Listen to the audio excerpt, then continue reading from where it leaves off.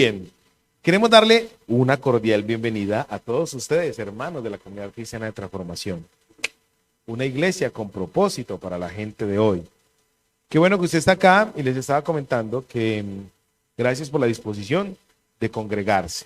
Vamos entonces hoy a leer la Biblia y a escuchar el mensaje de la palabra de Dios.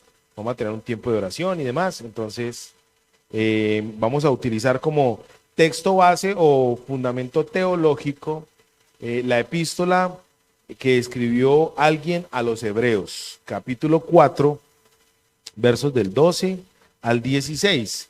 En la pantalla vamos a leer una versión, que es la versión Reina Valera 1602, pero nosotros normalmente trabajamos la versión Reina Valera 1960. Entonces vamos a leer aquí, en el nombre de nuestro Señor y Salvador Jesucristo, con la bendición del Dios Todopoderoso Padre y la unción del Espíritu Santo. Amén. Dice, porque la palabra de Dios es viva y eficaz y más penetrante que toda espada de dos filos, y que alcanza hasta partir el alma y aún el espíritu y las coyunturas y tuétanos, y discierne los pensamientos y las intenciones del corazón. Y no hay cosa creada que no sea manifiesta en su presencia. Antes todas las cosas están desnudas y abiertas a los ojos de aquel a quien tenemos que dar cuenta. Por tanto, teniendo un gran pontífice que penetró los cielos, Jesús, el Hijo de Dios, retengamos nuestra profesión, porque no tenemos un pontífice que no se pueda compadecer de nuestras flaquezas, mas tentado en todo según nuestra semejanza, pero sin pecado. Lleguemos pues confiadamente al trono de la gracia para alcanzar misericordia y hallar gracia para el oportuno socorro. Gracias, Señor, por tu palabra. Padre, yo bendigo tu presencia y te doy gracias, porque en tu palabra dice, Señor, que tú eres quien está aquí cuando nosotros ya llegamos a este lugar. En tu palabra dice, Señor, que tú eres el anfitrión. En el Salmo 23 dice que tú aderezas mesa delante de nosotros en presencia de nuestros angustiadores. Quiere decir, pues, que ya tú estás aquí cuando nosotros estamos disponiendo para venir a este lugar. Ya tú estás esperando para llenar este lugar, para que tu presencia, Señor, nos rebose a nosotros. Gracias por tu palabra. Yo te ruego que nada ni nadie, Señor, pueda venir a quitárnosla de la mente y del corazón, y que tu palabra transforme nuestro pensamiento en el nombre de Jesús. Amén y amén. Muy bien. Les pregunté que a cuánto les gustan las buenas noticias. Oiga, ese ventilador se hace mucho bochinche. Dígame, María. Vamos a botar esto.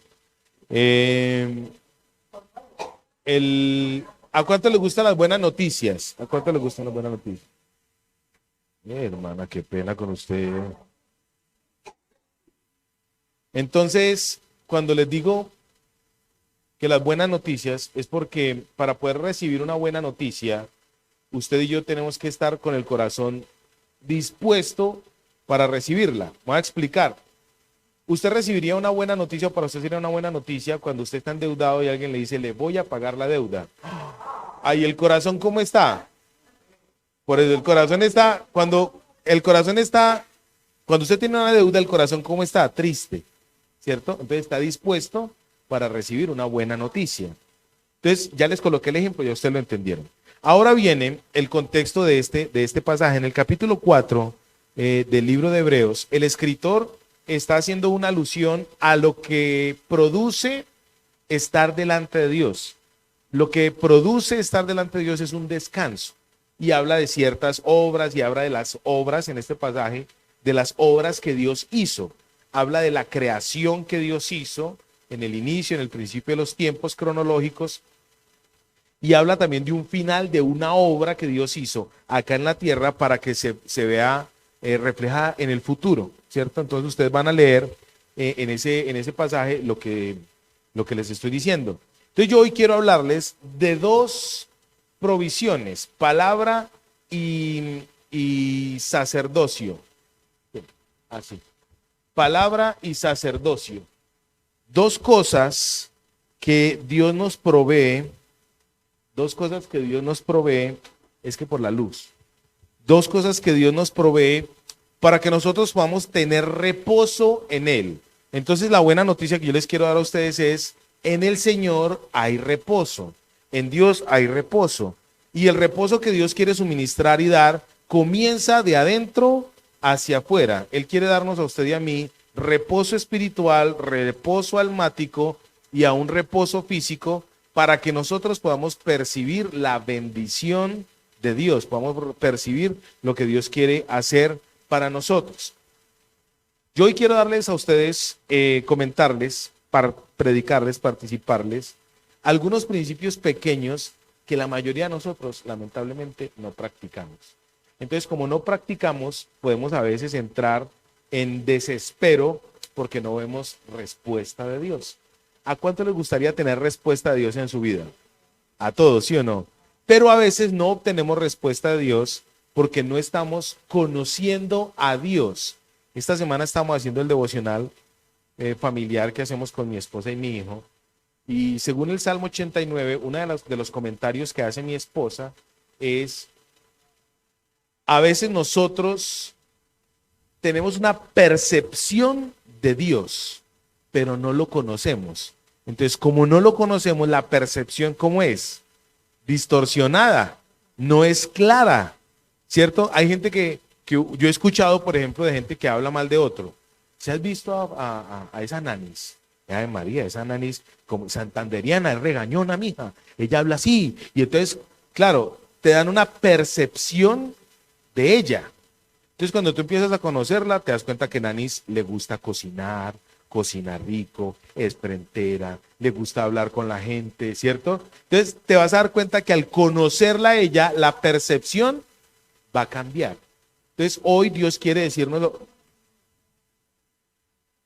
el conocimiento, pues eso. Entonces, a la medida que usted la conoce, el conocimiento que usted adquiere de ella va a cambiar la percepción. Entonces, yo hoy quiero compartirles eso. Dios quiere hoy suministrarnos dos elementos. Uno es palabra y el otro es sacerdocio para que nosotros podamos recibir el reposo de Dios, y al recibir el reposo de Dios, entonces vamos a poder mirar todas las cosas que se nos vienen con una perspectiva diferente. No percepción, sino perspectiva, o sea, la podemos ver diferente. Cuando de pronto tenemos que pagar el arriendo y no está la plata, nos sofocamos, nos asustamos y empezamos a volvernos locos y entonces no vemos soluciones. ¿Y Dios qué quiere decir? Descanse, descanse. Cuando Elías, sí, cuando Elías, no, lo que pasa es que la fe se va dando en la medida que nos vamos conociendo. Así que vamos a hablar de eso.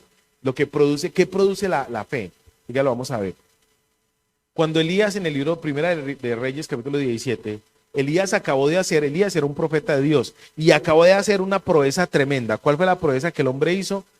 Mató 450 profetas de Baal, mostró que ese demonio no hacía absolutamente nada, mostró el poder de Dios, mostró cómo llenó un altar con 13 tinajas de agua, o sea, mojó el altar y enseguida vino fuego del cielo y prendió ese altar. Una cosa impresionante.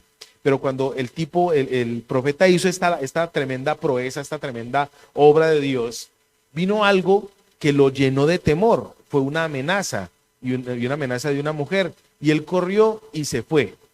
Y por ahí se escondió. Y escondido, Dios no le echó en cara a él que haya salido corriendo por la amenaza. Dios no le echó en cara eso. Dios envió un ángel y con comida y le dijo, coma, beba y descanse. No empezó a decirle a María, Elías, usted sí es mucho degenerado, acabo de ver el milagro y ¿qué pasó pues? Entonces, ¿dónde está su fe? ¿Dónde está? A ver la oración, no que era muy oración y no que Jehová vive y en cuya presencia estoy y tal. No, en ningún momento hubo esa percepción. El descanso, cuando proviene de Dios, me da alternativas. Dios le dijo, bueno, listo, está muy atareado por el temor, coma y beba. Pero ahora la palabra comer y beber y descansar no era inactividad, era obtener ¿qué? Fuerzas. A veces nosotros los cristianos necesitamos fuerzas. ¿Listo? Muy bien, vamos entonces a leer. Dice en el verso 12, porque la palabra de Dios es viva y eficaz y más cortante que toda espada de dos filos y penetra hasta partir el alma y el espíritu y las coyunturas y los tuétanos y discierne los pensamientos y las intenciones del corazón. Para yo poder empezar a entender el reposo de Dios, el descanso de Dios, la obra de Dios en mi vida, lo primero que tengo que empezar a hacer, mis queridos amados, es empezar a tener comunión con la palabra de Dios. La palabra de Dios es la que instruye nuestra vida. Una vez leí que un teólogo escribió: si tú no has escuchado últimamente la voz de Dios, es porque tienes cerrada la Biblia. Hace días no lee la Biblia, ¿cierto? ¿Qué tanta comunión tengo yo con Dios? En la medida que yo voy leyendo Biblia. Cuando yo empiezo a estudiar Biblia, a leer Biblia, la palabra de Dios va a empezar a llenar mi vida y va a empezar a hacer lo que dice aquí. Acá en este pasaje me gusta mucho porque el escritor a Hebreos empieza en este verso, empieza haciendo certificación de lo que es la Biblia. Dice, porque la palabra de Dios es ¿qué? Lo primero que empieza a decir es que es viva, ¿sí o no? Vamos a empezar a definir lo que significa ser viva, la palabra de Dios viva. No es que sea solamente una mera recopilación de historia. No es que sea solamente una recopilación de eventos que ocurrieron para certificar o para que la historia pueda confirmar que la nación de Israel es una nación que históricamente está comprobado, que existe desde hace tanto tiempo, que Babel existió en tanto tiempo. No es solamente una información. La palabra de Dios, cuando dice que es viva, quiere decir que hay algo en ella que a usted y a mí nos produce una sensación. Mira, yo les voy a comentar dos testimonios rápidos. El primero, yo hace muchos años, cuando empecé a leer la Biblia, te estoy hablando de hace muchos años, yo leí un pasaje de la Biblia que yo sabía y sentía que Dios me estaba hablando a mí. Y eso hace 26, 27 años. Y he buscado ese pasaje y no lo he encontrado. Es para mí. Dios me habló ahí. No sé si fue una versión que leí, no lo he podido encontrar. Pero ese día hizo algo en mí, la Biblia. Me marcó que algo estaba haciendo para mí. Perdón. Primera de Alexander 1:1 dice: la Biblia es el único libro que tiene espíritu. Es el único libro que tiene la capacidad de llenarte a ti. Como ella es viva y es eficaz, entonces ella quiere, la palabra quiere que tú empieces a sentir lo que proviene de parte de Dios. Entonces la Biblia, al decir que es viva, no quiere decir que es solamente una mera recopilación de actos y de tradiciones, sino que ella tiene principios que cuando usted los empieza a practicar, su vida que empieza a cambiar. Voy a colocar dos ejemplos sencillos. El primero, la Biblia dice que el que robaba no robe más, ¿cierto? Un principio. Si usted lo practica, ¿qué pasa con ese principio? Se vuelve vida. No es solamente un mero formalismo y tal. Dice la Biblia, el que adulteraba, no adultere más. Entonces, ¿qué hace eso en usted? Empieza a generar un cambio. ¿Están conmigo? Muy bien, entonces la palabra de Dios es viva y eficaz. La palabra viva y eficaz, la palabra eficaz viene de una raíz que significa activa. Activa, o sea, quiere decir que la palabra de Dios no está pasiva, no es pasiva, tiene que ser activa. Así que si usted quiere empezar a reconocer cómo la fuerza de parte de Dios y el descanso de Dios viene a su vida, usted tiene que hacer que la Biblia se convierta usted en una ¿qué? Actividad. Y entonces viene la primera pregunta: ¿qué tanto leemos la Biblia? Yo no sé si alguna vez les conté a ustedes la historia de un tipo que el pastor fue a visitarlo, fue a visitar a su familia. La de la cuchara, ¿ya la conocen? Bueno, listo. Entonces, la palabra de Dios en nuestra vida, ¿qué tiene que hacer? Tiene que generar actividad. Y la actividad se da cuando usted lo hace. ¿Qué es activo y qué es inactivo? Activo es cuando está en movimiento. Inactivo es cuando está quieto. Entonces la palabra de Dios puede ser inactiva. No, ella siempre está en actividad. Ella está siempre eficaz. Bueno, muy bien. Dice, y es como una espada de dos filos. Es una espada de dos filos. Yo antes creía, cuando era niño, cuando leía la Biblia, yo creía que era una espada que estaba afilada por los dos lados. Yo creía que era una espada que estaba afilada por los dos lados. Y resulta que una vez me puse a mirar en la antigüedad, cuando fue hace 2000, 2500 años, que no habían armas como las que hay ahora, sino que las armas eran manuales. Me puse a indagar qué era la espada de dos filos. Y resulta que la espada de dos filos era una espada que era como una especie de hoja larga más o menos de esta medida, así larga, y tenía un filo, o sea, una espada, una hoja de aquí para arriba y otra hoja de aquí para abajo. Entonces el mango estaba en la mitad. Eso es una espada de 2 filos. Entonces no era que una espada que estuviera afilada por los 2 lados, sino que era una hoja larga y tenía el mango en la mitad. Y en esa época, en la época que se usaban ese tipo de armas para pelear, sobre todo en las cruzadas, los soldados que manejaran esa espada eran muy ágiles. Porque imagínate, si yo llego y te tiro a ti la puñalada, pues al mismo tiempo me estoy apuñalando yo. El sentido literal de que la espada es una espada de doble filo es ese. Imagínate que a veces hay gente que me ha dicho a mí, pastor, usted ha utilizado las consejerías que me ha dado a mí para predicar. Pastor, ¿usted cómo sabía que yo estaba viviendo tal cosa? ¿Cierto? No es que uno sepa como predicador, Dios sabe, amados santos de Dios, que lo que menos me interesa a mí es divulgar un tema de consejería o algo. No, Dios me perdone, me guarde de hacer una cosa de esas. El problema es que como la Biblia es viva, cuando ella se proclama, ¿a dónde va a caer? A seres vivos, ¿cierto? Yo no le puedo predicar a un piano, yo no le puedo predicar a una batería, le va a caer a seres vivos. Entonces, la palabra de Dios, cuando empieza a surtir un efecto en usted y ella empieza a decirle a usted, ve, la estás embarrando. Mira que estás mirando lo que no debe ser. Mira que estás haciendo lo que no debes hacer. Cuando un predicador está hablando y a veces hay un tipo que es muy hereje, dice 10,000 cosas que son mentiras, pero dice una que es verdad, esa que es verdad, ¿qué va a pasar en su corazón? Uy, lo va a hacer sentir algo que proviene de Dios. Resulta que entonces usted debe entender, le está diciendo que Dios me guarde de utilizar como temas de predicación. No, eso es lo que menos me interesa a mí. A uno lo que le interesa, a mí personalmente lo que me interesa es que usted crezca en el conocimiento de Dios, que usted crezca, crea y crezca con el conocimiento de la palabra. Y la palabra me va a mostrar cuál va a ser mi futuro y a dónde voy a ir yo, y enseguida lo vamos a ver. Y quién ya está en este momento ministrando allá delante del Padre para que yo pueda llegar a ese estado. ¿Listo? Entonces, cuando usted escuche que un predicador, que su pastor, le está predicando o hablando, no sienta que le está tirando una puya. Es que es la palabra de Dios la que está haciendo algo en su vida. Es la palabra de Dios la que le dice a uno que cambie. Dime. Normalmente es un término que no es aplicativo, pues, pero se puede decir, ¿cierto? Por ahí decían que si le quedó bueno el buzo, póngaselo, dígame.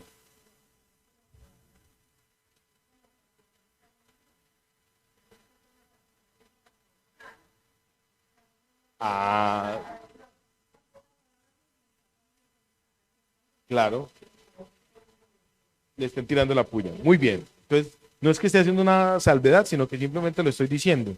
Cuando dice que es una espada de doble filo, resulta que cuando yo predico delante del Espíritu Santo, les digo, hermanos, cuando yo comparto una palabra, yo procuro ya estar viviendo esa palabra o haberla procesado, haberla digerido. Porque a mí no me interesa pararme aquí delante de ustedes sin ninguna autoridad, sino que ya por lo menos esté haciendo práctica de algo. Y si yo le digo a usted que hay 2 cosas que Dios quiere hacer para traernos descanso, es porque por lo menos en este momento lo estoy practicando, porque les quiero abrir mi corazón. A veces yo pienso que si la iglesia es tan aburridora que ni siquiera los líderes vienen, que si esta iglesia es tan harta que ni siquiera los líderes vienen, uno se confronta mucho por eso. Uno dice, ¿será que estoy haciendo la labor como es? ¿Será que estoy haciendo algo que sí les quiero decir hoy delante de Dios? Yo no estoy ni practicando pecado, ni viviendo en pecado. Es mi condición. La condición del ser humano es una condición de pecado. Todos los seres humanos, esa es nuestra condición. Deliberadamente, obviamente, no estoy ni viviendo en adulterio, ni estoy mirando mujeres, ni mucho menos hombres, nada de eso. Entonces, Dios lo conoce, pero resulta que en ocasiones a uno lo miden mucho por el fruto. ¿Qué pasa? Yo sí les digo la verdad. Digo, ¿qué pasa con la iglesia? ¿Será que definitivamente no sirve esto o qué?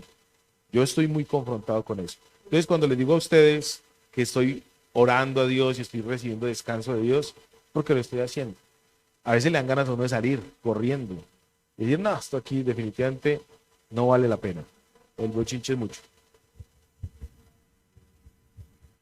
Un eslogan.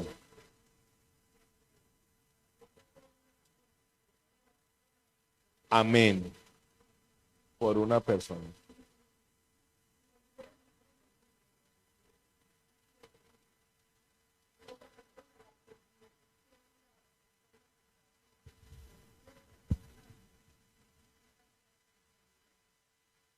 Muy bien.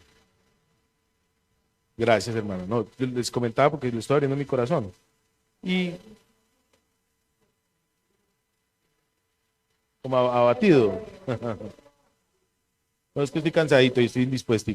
Bueno, muy bien. Entonces, les que estaba diciendo, la palabra, cuando usted la empieza a compartir, cuando dice que es eficaz y de dos filos, es porque da corte para allá y da corte para acá. Cuando un pastor, un predicador, un hombre de Dios, una mujer de Dios se levanta y empieza a predicar, está predicándose a sí mismo. Entonces imagínate yo decirles a ustedes, no hermanos, es que tenemos que entrar en el reposo de Dios, y uno desesperado por ahí buscando el pagadiario, no está siendo verdadero. Por eso la Biblia dice que hay separación, hay división. La Biblia, cuando dice que es una espada que corta, también está haciendo alusión que esa espada tenía en las dos puntas como una especie de cuchillo puntudo.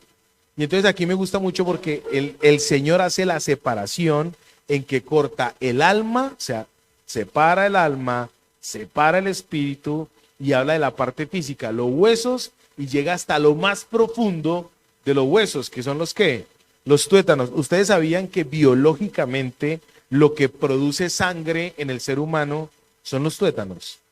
Lo que produce la sangre en el ser humano son los tuétanos. Viene de adentro, de muy profundo. ¿Y dónde quiere hacer Dios el cambio en nuestra vida?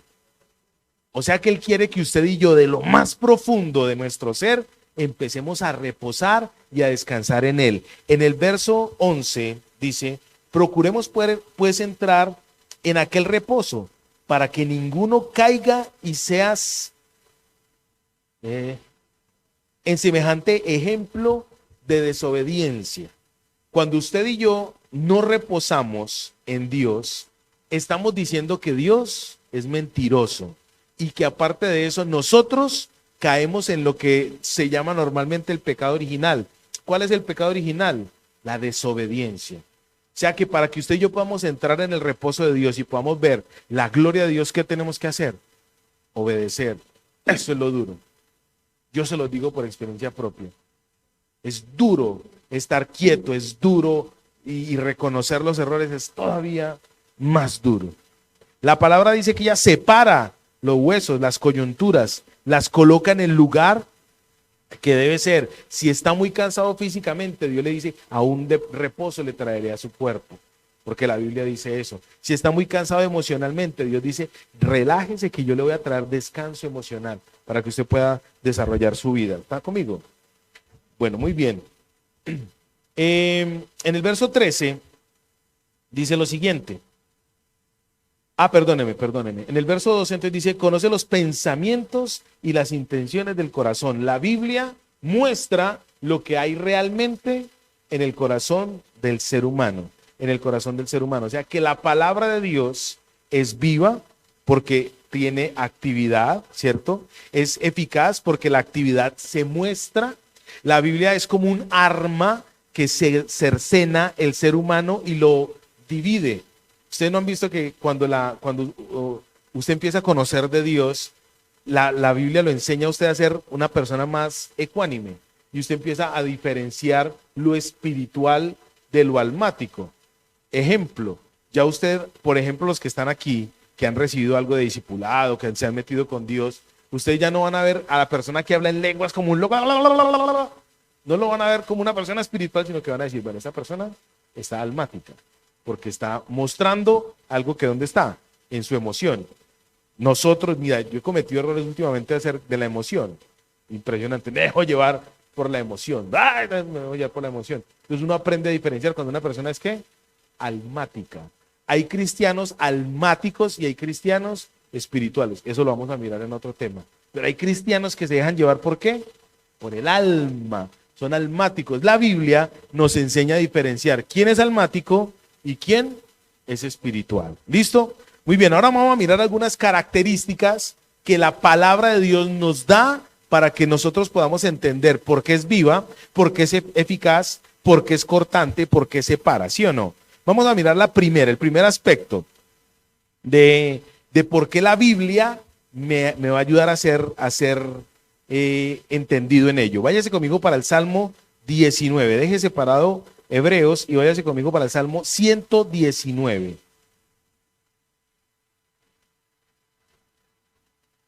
Salmo 119. ¿Ya lo tienen? Está tan silencioso esto, tan bueno. Salmo 119, 11. Salmo 119, 11. Esa no tiene el 11. Así.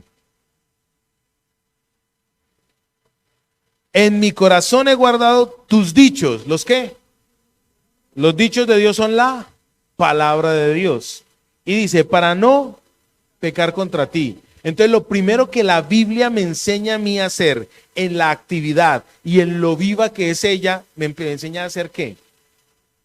A no pecar. O sea, me enseña a tener dominio propio. Me enseña a alejarme de lo que realmente me hace daño. ¿A quién? A mí. ¿A quién es el primer perjudicado cuando peca? Pues yo. La Biblia me dice, cuando yo guardo los dichos de Dios, ella me guarda ¿de qué? De pecar. O sea que cuando yo peco, estoy saltándome la orden de Dios, los dichos de Dios. Soy un saltón, soy un rebelde, no obedezco. Y al no obedecer, entonces estoy cayendo el mandamiento de descansar. ¿Están conmigo? La Biblia me ayuda a mí a guardarme ¿de qué? De pecar. Salmo 119, 11 dice el salmista, cuando yo guardo tus mandamientos, tus dichos, no peco. He guardado los dichos de tu boca, ¿para qué? Para no pecar, ¿sí o no? Muy bien, váyase conmigo para el Salmo 119, 9. Ahí mismo. Sí. Hay una pregunta. Aquí la palabra joven no quiere decir niño, sino inexperto. ¿Con qué limpiará el inexperto su camino? Dice, con guardar su palabra. Entonces la palabra de Dios, número uno, me guarda de pecar. La viveza, la actividad de ella me lleva a mí a no pecar. Número dos, me lleva a ¿qué? A ser purificado. ¿Con qué guardará, con qué limpiará el joven o el inexperto su camino? Con guardar la palabra. Entonces la palabra de Dios, la Biblia, me va a ayudar a mí a ser ¿qué? Limpio. En la Biblia dice, para el que es puro, todas las cosas son puras. Cuando usted empieza a practicar Biblia, la maldad de los ojitos se le va yendo. En el Evangelio según San Juan, capítulo 15, si quieren lo leemos, Evangelio según San Juan, capítulo 15, verso 3, el Señor Jesucristo está diciendo una tremenda verdad ahí. El Señor en el Evangelio según San Juan, capítulo 15, verso 3, no está diciendo que usted va a ser limpio a futuro. Usted va a ser limpio. Si guarda la palabra, usted va a ser limpio. No.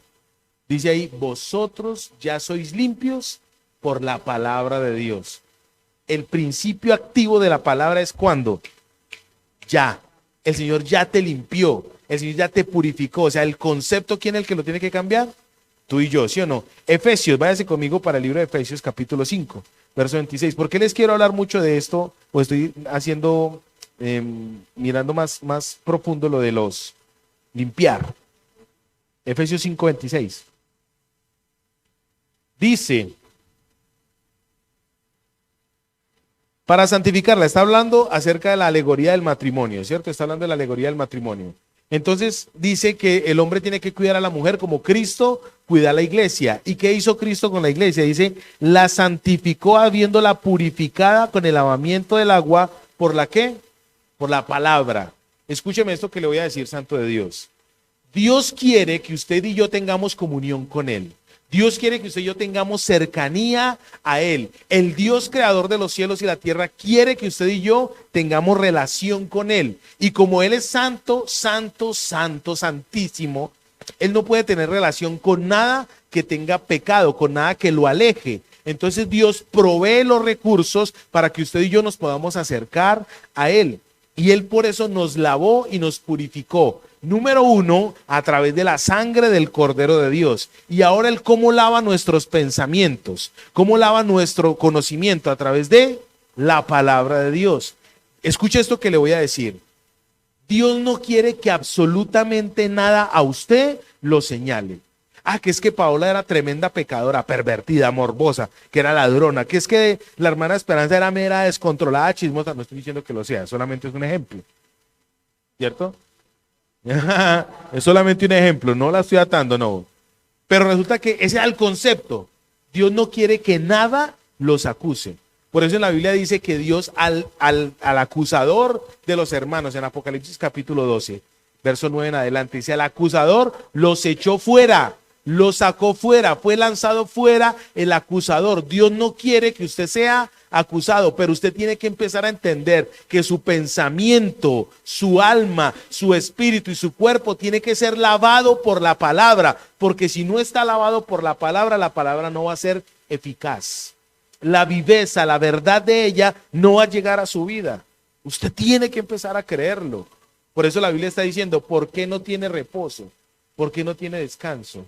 Porque todavía no estamos teniendo efectividad con la palabra.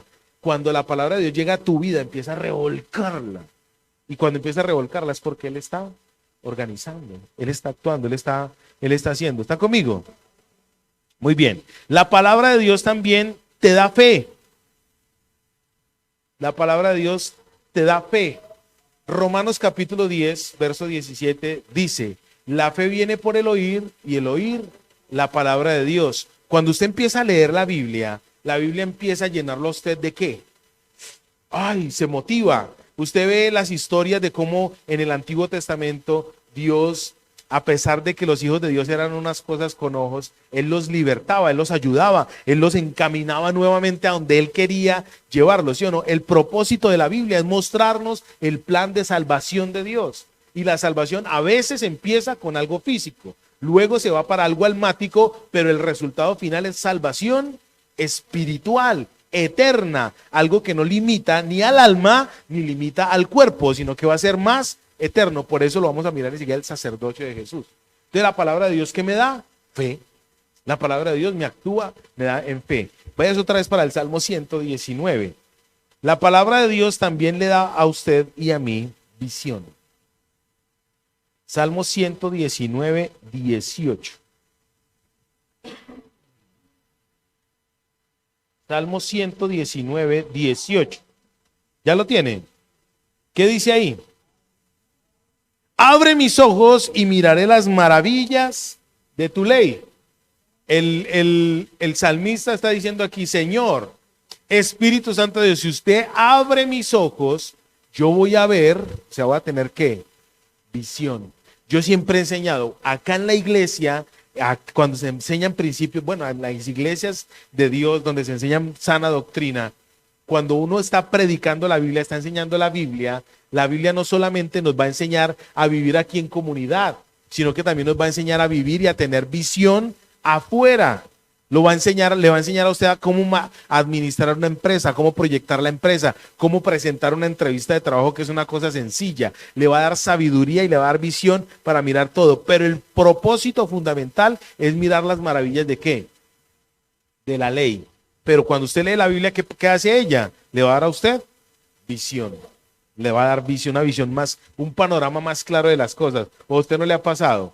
¿A usted no le ha pasado que ya hay gente que usted tiene una relación con alguien? Lo que te pasó a Nanis, perdóname que te coloque como ejemplo, lo del brujo ese que se te acercó, un tipo que se acercó a ella y a decirle, mija, a usted le están haciendo un trabajo y yo le voy a vender unas manillitas y la ruda y no sé qué, y no sé qué, no sé qué. Ella ya pudo ver, tuvo la visión clara de que no era una persona normal, era una persona que estaba siendo influenciada por ¿qué? Ya así es simple.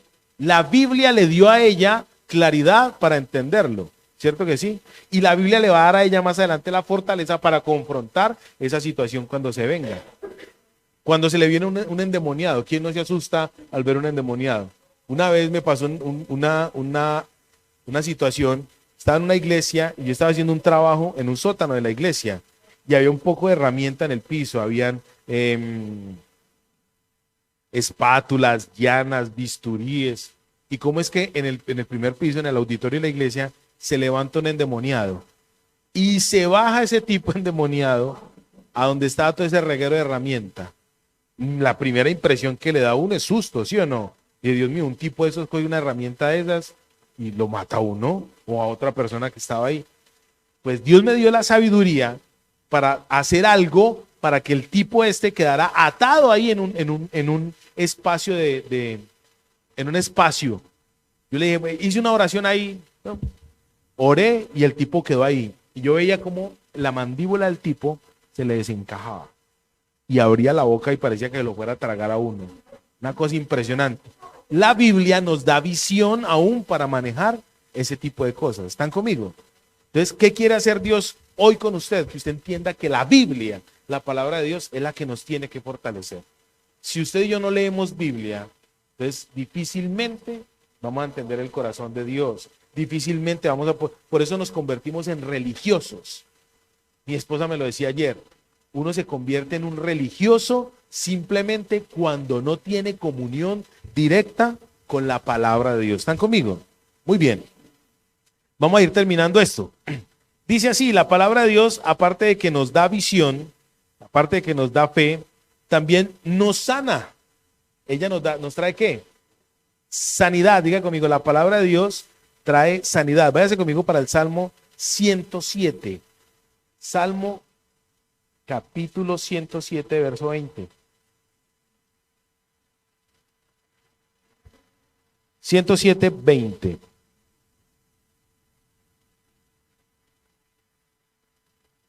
¿Ya lo tiene? A mí me encanta porque lo que hace que estamos estudiando los salmos con mi esposa nos hemos dado cuenta de una cosa impresionante con los salmos. Salmos que los escribieron hombres en depresión, hombres enfermos físicamente, hombres con ganas de suicidarse. Hemos visto carácter de hemos ahí metido. Y Dios utilizó a esos hombres para que escribieran y mostraran a través de su vivencia y su vida las proezas y portentos que Dios está haciendo. Y en el Salmo 107:20 dice, envió su palabra, ¿y qué hizo la palabra? Sanó. Sanó. Y la sanidad, escúcheme bien, no solamente sanidad física, sino que en el mismo texto de Hebreos dice que la Biblia, como es cortante, separa el alma, separa el espíritu y separa el ¿qué? El cuerpo, el ser integral del ser humano. La sanidad no solamente física, la sanidad es espiritual, la sanidad es almática. Dios quiere traer sanidad aún a nosotros. Mateo capítulo 8, verso 8. Váyase conmigo rápidamente. 8:8. Mateo capítulo 8, verso 8. ¿Ya lo tienen? Está muy bien. Respondiendo el centurión y dijo, Señor, no soy digno de que entres bajo mi techo. Solamente di la palabra y mi criado físicamente. En el Salmo 107 está hablando de un concepto de sanidad mental. Y aquí es la historia del centurión, el hombre que dirigía una centena de soldados romanos, que le dijo al Señor, Señor, si no es necesario que usted vaya hasta allá, diga la palabra, porque le dijo, yo soy un hombre de autoridad, y yo le digo a este, ve y va, y se hace y se cumple la orden. Este hombre tenía una visión clara de quién era Jesucristo, de quién era Dios, de que tenía la capacidad, el poder, la facultad y el deseo de sanar a su criado. ¿Y qué hizo? Lo sanó. Cuando llegó, dice el texto, ustedes lo van a leer después, dice el texto que cuando llegó, ¿qué pasó allá? Se dio cuenta que había sido sanado. Y el centurión diligentemente indagó, ¿a qué hora fue sano? Entonces cuando indagó le dijeron, a tal hora. Él dijo, a la hora que el Señor mandó la palabra. La palabra de Dios trae ¿qué? En su vida y en mi vida. La palabra de Dios en su vida y en mi vida trae sanidad. En el verso 16 de ahí mismo de Mateo dice, cuando llegó la noche, trajeron a él, ¿a quién? A Jesús. Muchos endemoniados, y con la palabra echó fuera a los demonios y sanó a todos los enfermos. La palabra sirve para ejecutar liberación y la palabra sirve para ejecutar sanidad. La palabra de Dios a usted y a mí nos está ayudando, nos va a ayudar a eso. Vamos a ir terminando con esto. La palabra de Dios trae fruto. Váyase para el Salmo 100, para el Salmo 1, perdón, Salmo 1. Terminamos esta seccioncita. Yo quiero que usted darme a entender con esto para llevarlos a otro lugar. Este es un nivel, y vamos para otro nivel. 1:3. 1:3. Bienaventurado el varón que no anduvo en consejo de malos, ¿sí o no? Dice ahí. Dice en el verso 3, el que no anduvo en consejo de malos, el que no siguió el camino de pecadores, el que no se sentó en silla de escarnecedores, el que no hizo eso, encontró en qué un deleite. En la ley de Dios. Verso 3 dice, vamos a leer el 2. Bueno, leamos el del 1 al 3. Bienaventurado el varón que no anduvo en consejo de malos, ni estuvo en camino de pecadores, ni en silla de escarnecedores se ha sentado, sino que en la ley de Jehová está su delicia, y en su ley medita de día y de noche. Cuando uno medita en la ley de Dios, de día y de noche, el resultado, diga conmigo, va a ser fruto. Fruto, dice aquí, y será como árbol plantado junto a corrientes de agua, que da su fruto a su tiempo, y su hoja no cae. Está hablando de reverdecimiento de su cuerpo físico. Su cuerpo físico va a estar rejuvenecido, repotenciado. La promesa de Dios es que aún físicamente usted y yo vamos a tener fuerza. Yo le he dicho a algunas personas con las que he hablado, mira, yo no me di cuenta que ahora llegué a los 47 años. No me di cuenta. En estos días me dije, ya tengo 47, soy cucho, porque me estoy mirando la barba canosa y tal. Pero el hombre, dice la Biblia, el hombre exterior va en declive, pero el hombre interior se siente fuerte. Si usted me pregunta a mí, yo me siento como cuando tenía 17 años y con experiencia, ¿cierto? Mejor aún, la Biblia dice que cuando la ley de Dios es mi delicia, yo voy a dar fruto. ¿Y fruto en qué áreas? En todas las áreas, ¿cierto? Entonces, muy bien, usted quiere recibir reposo de Dios, descanso de Dios, hay que empezar a entender lo que es la Biblia. Es viva, eficaz, cortante como una espada de dos filos que penetra hasta lo más profundo de los huesos. ¿Están conmigo? Ahora viene lo otro. La Biblia, en el verso 13 de Hebreos, capítulo 4, dice lo siguiente. Y no hay cosa creada que no sea manifiesta, o sea, que no sea mostrada a través de ¿qué? De la palabra. Lo que está escrito en la Biblia es para nosotros, para usted, para mí, para nuestro beneficio. Lo que está escrito en la Biblia es para que usted y yo podamos entender los oráculos que es la Biblia, los oráculos de Dios. La Biblia dice que todo lo revelado es para nosotros. Deuteronomio 29:29 dice, las cosas secretas pertenecen a Jehová Dios, mas las reveladas son para usted, los hombres, y para nuestros hijos. En el verso 13 dice, y no hay cosa creada que no sea manifiesta en la presencia de Dios. Antes bien, todas las cosas están desnudas y abiertas a los ojos de aquel que tenemos que dar cuenta. Ojo con esto. Dios a usted le da sanidad. Dios a usted le da visión. Dios a usted lo purifica. Dios a usted le da fe. Solamente son algunas características, porque hay muchísimas más características de lo que hay cuando yo me acerco a la Biblia, ¿cierto? Entonces vamos a sacar solamente estos. A ti Dios te da fe, a ti Dios te da visión, a ti Dios te purifica, a ti Dios te lleva a hacer fruto, a dar fruto es ¿para qué? Dice en el verso 13 que es para dar qué a quién. Esto es duro, esto es muy duro, porque es para darle cuenta a Dios. Uy, esto a uno lo pone a patinar. Ahí uno lo tira como a confrontarse. Yo a Dios le tengo que dar cuenta absolutamente de todo. Y si usted antes creía que no le iba a dar cuentas a Dios de todo, pues aquí en este texto, hoy la Biblia le está abriendo los ojos, le está mostrando la maravilla de su ley y le está diciendo, santo de Dios, usted a Dios le va a tener que dar cuenta de todo.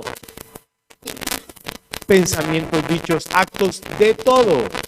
Una vez yo le dije en una iglesia que me invitaron a predicar muy grande, yo les dije a todos, levanten los brazos que nos van a tomar la foto para el cielo. Y la gente levantó los brazos. O 2 años después me volvieron a invitar y dije, en el cielo maduraron. Y la gente me miró y le dije, levante las manos porque lo están filmando. Es peor todavía. En el cielo, dice la Biblia, que todas las cosas están ¿qué? Desnudas.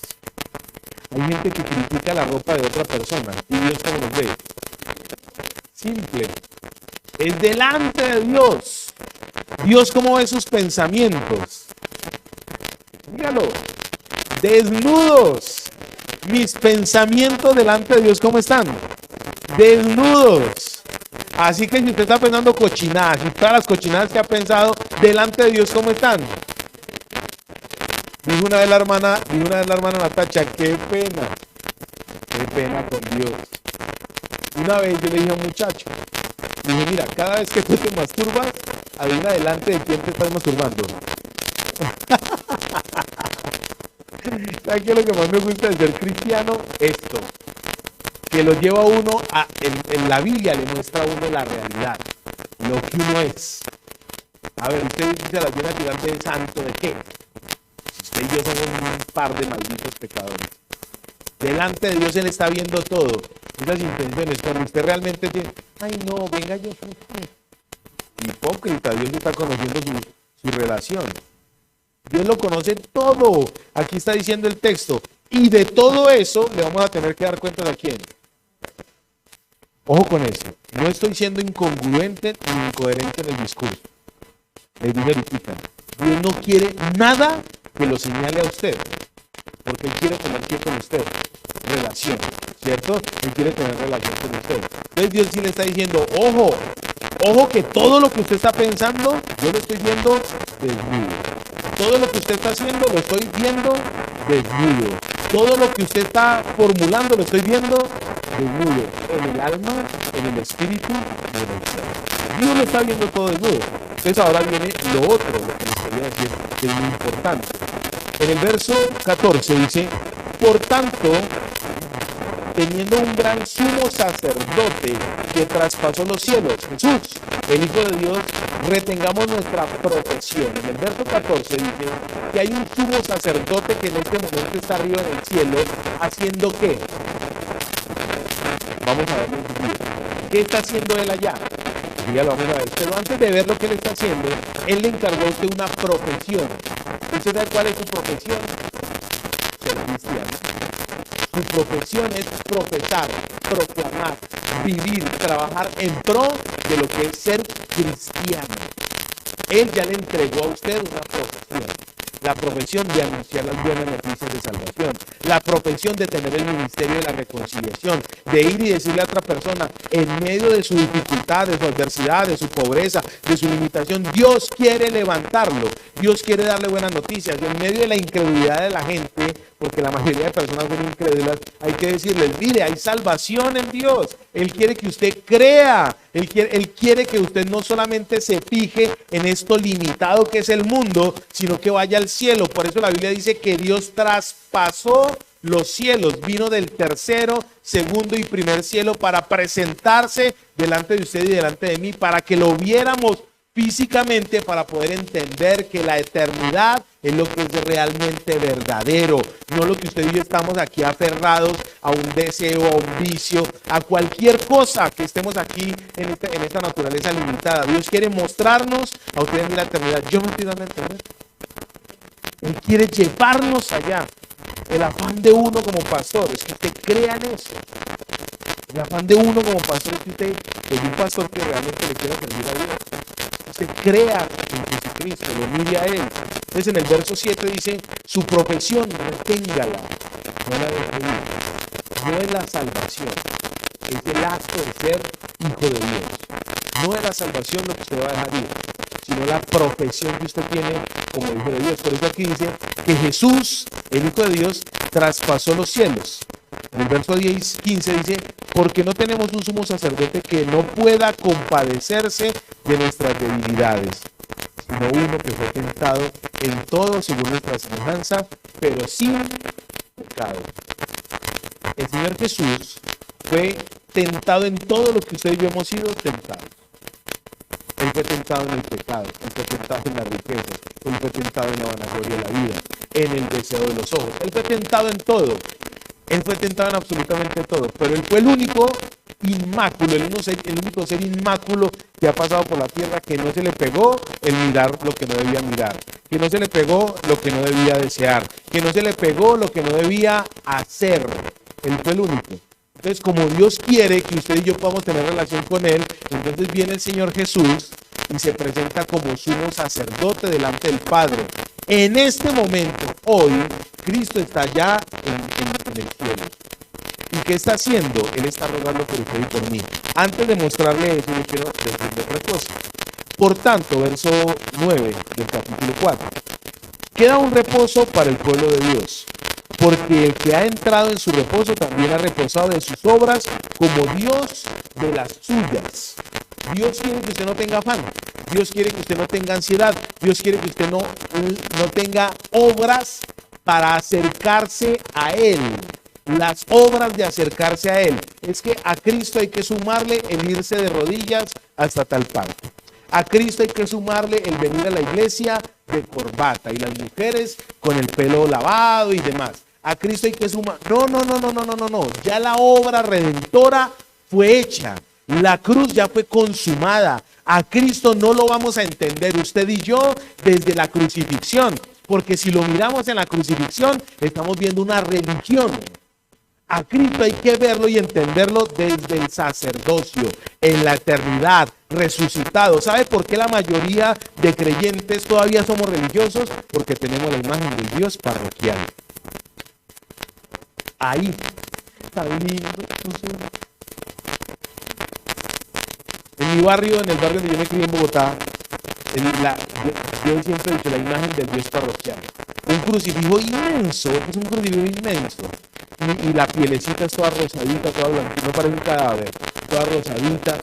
Tiene unas 3 gotitas aquí en la coronita de espina, la puñalada acá es una cosita así, o sea, una cosa perfecta. Tiene unos rasponcitos en las rodillitas.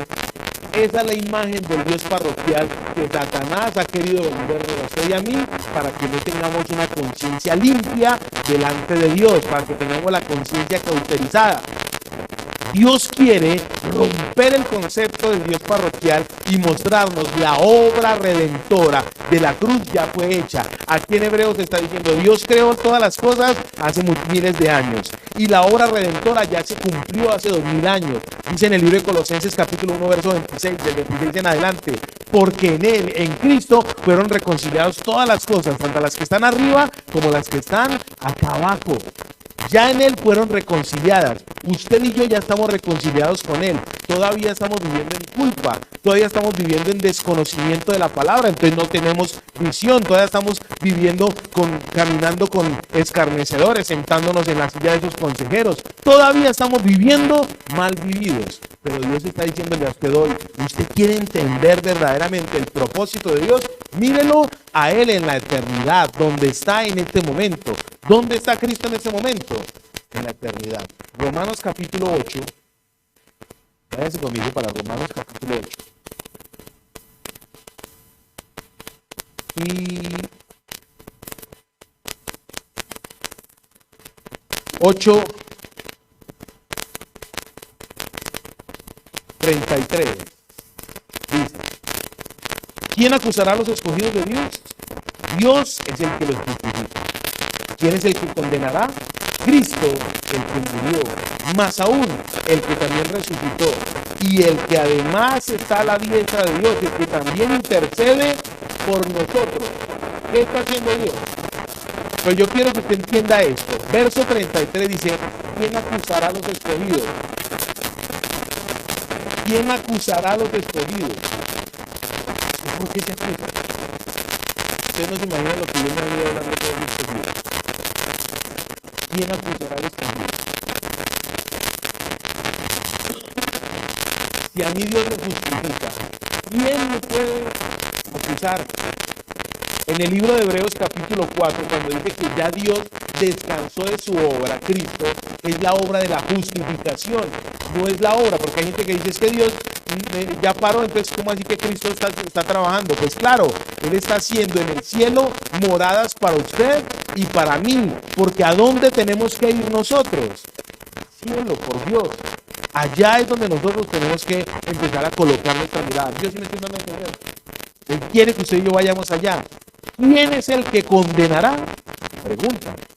Cristo el que murió, más aún, o sea, suma, el que también resucitó, el que además está a la diestra de Dios, el que también intercede en este momento, en medio de su angustia, en medio de su adversidad, en medio de su vicisitud. ¿Quién está diciéndole al Padre por Natacha? ¿Quién está intercediendo por Néstor? ¿Quién está intercediendo por Paola, por Diana, por Gloria, por Ezequiel, por Nani? ¿Quién está intercediendo allá?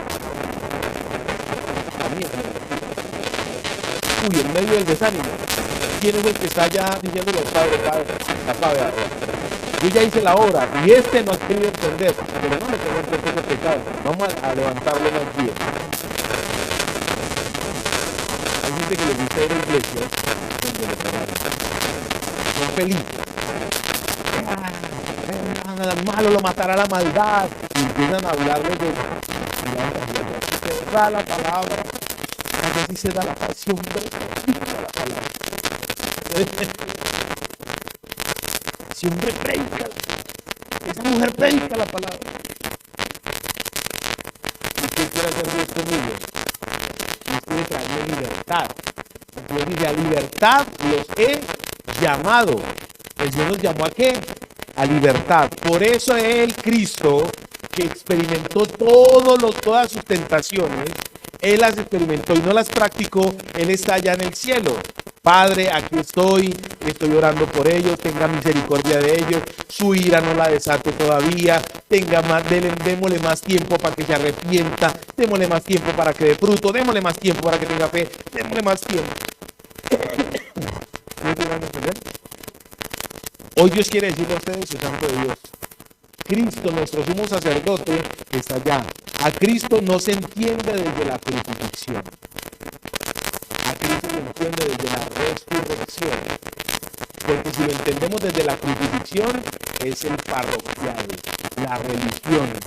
A Cristo no se quedó en la cruz del Calvario. A Cristo la muerte no lo pudo retener. Sorbida, dice la Biblia. Sorbida fue la muerte en victoria por Él, por el Eterno. A Él la muerte no lo pudo retener. ¿Dónde está en este momento Él? Preparándonos morada, porque Él quiere que usted vaya a vivir con Él. Él quiere que usted habite con Él. Él quiere tener relación con usted. ¿En dónde? En la eternidad, bebé. Y uno preocupado aquí porque estuvo chinchero. En algún momento esto se va a acabar, más rápido que tarde. Más rápido que tarde esto se va a acabar. Termino con esto. Dice así, verso 16. Acerquémonos pues confiadamente ante el trono de la gracia para alcanzar misericordia y hallar gracia para el oportuno socorro. ¿Cuántos de los que están aquí a veces están orando y dicen que el Señor no me oye? ¿O solamente me ha pasado a mí? Aquí el Señor está diciendo, acerquémonos pues confiadamente. Cuando un hijo peca, cuando un hijo de uno peca, uno tiene que al hijo demostrarle que el Señor lo ama. Porque quien realmente convence del pecado es el Espíritu Santo, no es uno. Una vez en mi barrio, un muchacho gritó que era homosexual. Se llamaba Jaime y le decían Viritas. Y un hermano de él, era uno de los bandidos del barrio, y se brindó a darle pata y puño todo un día por el barrio. Este muchacho corría y él detrás de mí se le daba. O sea, el tipo descargó toda su frustración en su hermano. José se llamaba el muchacho, un carnicero. Pregúnteme hoy en día quién está vivo y quién está muerto. El que lo golpeó está muerto. Y pregúnteme si Jaime Viritas se arrepintió. Porque a él no lo convencía el hermano. A él lo tenía que convencer era Dios. Ese ejemplo lo tengo. Y otro ejemplo, y hace tal vez unos 18 o 20 años, conocí en Bogotá en un ministerio de indigentes. Un ministerio que trabaja con indigentes. Un muchacho que era homosexual. Y le predicamos el evangelio y tal, y como al año y medio, vine acá a Medellín a testificarnos lo que el Señor había hecho. Un hombre totalmente cambiado. Si el Señor es el que lo convence a uno de pecado, le pueden dar mucha cátedra, o le pueden dar poquita cátedra. Es más, puede que le den cátedra, y ¿quién es el que lo convence? Dios. ¿Quién es el que nos va a convencer a nosotros? El Señor. Padre, tu palabra dice que tú eres nuestro Cordero Pascual. Tú eres, Dios mío, quien verdaderamente nos convence de pecado, juicio y justicia. Señor, ayúdanos. Ayúdanos a poder entrar plena, tranquila y confiadamente ante el trono de la gracia, donde puedo hallar socorro oportuno, cada cosa que yo necesite. Para mi necesidad, tú la vas a suplir, Señor. Tú eres quien la da, Señor amado. Tú eres quien la llena. Tú eres quien la administra. Por favor, ayúdame a tener confianza para entrar delante de ti. Señor, que todos esos limitantes de la condenación se quiten. Que todos esos limitantes de la limitación se quiten, Dios mío. Y que yo pueda entrar, porque tu palabra dice, el sumo sacerdote, Cristo el Señor, está en el cielo presentado como un sumo sacerdote que vivió lo que yo viví. Que me muestra que mis pensamientos, mis actos, todo lo que yo soy es desnudo delante de ti. Ayúdame, Señor. Amén. Hoy,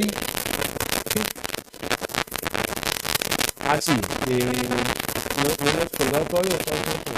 Bueno, para los que nos están viendo, el tema de compartir, yo vi que es una flechita y tal. Si usted quiere que este mensaje llegue a otras personas, entonces denle compartir por WhatsApp. Ahí aparece, usted le da compartir, aparece un mundo de cositas por WhatsApp, por YouTube, por correo electrónico, en fin. Si usted cree que este mensaje le puede servir a alguien, hombre, particípelo, dele buenas noticias a otra persona. Muy bien.